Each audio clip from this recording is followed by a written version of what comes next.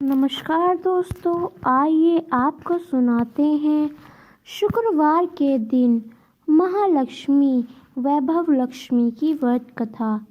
प्राचीन काल की बात है। एक गांव में एक ब्राह्मण रहता था। वह ब्राह्मण नियम अनुसार भगवान विष्णु का पूजन प्रतिदिन करता था। उसकी भक्ति से प्रसन्न होकर भगवान विष्णु ने उसे दर्शन दिए और इच्छानुसार वरदान देने का वचन दिया। ब्राह्मण ने माता लक्ष्मी का वास अपने घर में होने का वरदान मांगा। ब्राह्मण के ऐसे कहने पर भगवान विष्णु ने कहा, यह मंदिर में प्रतिदिन एक स्त्री आती है और वह यह गोबर के उपले थापती है। वही माता लक्ष्मी है। तुम उन्हें अपने घर में आमंत्रित करो।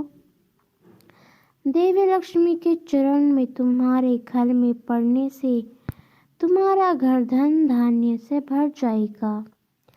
ऐसा कहकर भगवान विष्णु अदृश्य हो गए।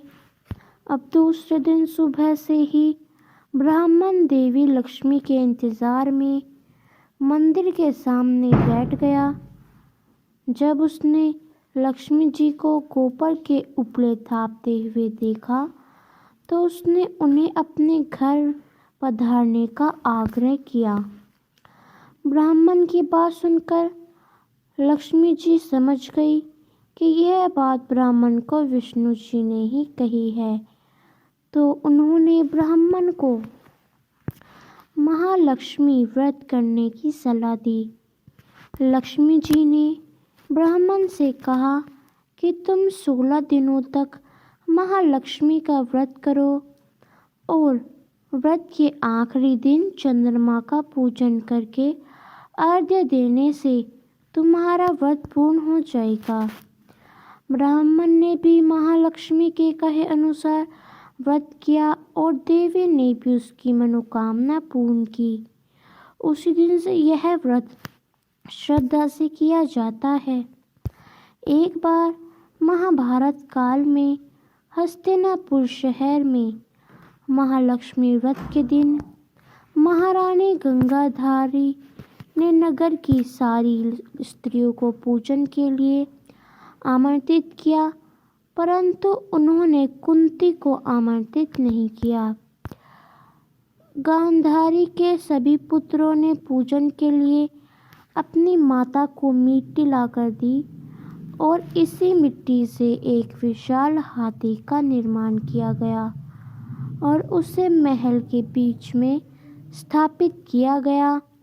नगर की सारी स्त्रियां जब पूजन के लिए जाने लगी तो कुंती उदास हो गई।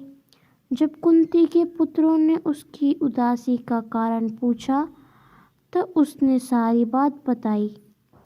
इस पर अर्जुन ने कहा, माता आप पूजन की तैयारी कीजिए, मैं आपके लिए हाथी लेकर आता हूँ। ऐसा कहकर अर्जुन इंद्रदेव के पास गए और अपनी माता के पूजन के लिए ऐरावत को ले आई। इसके पश्चात कुंती ने सारे विधि विधान से पूजन किए।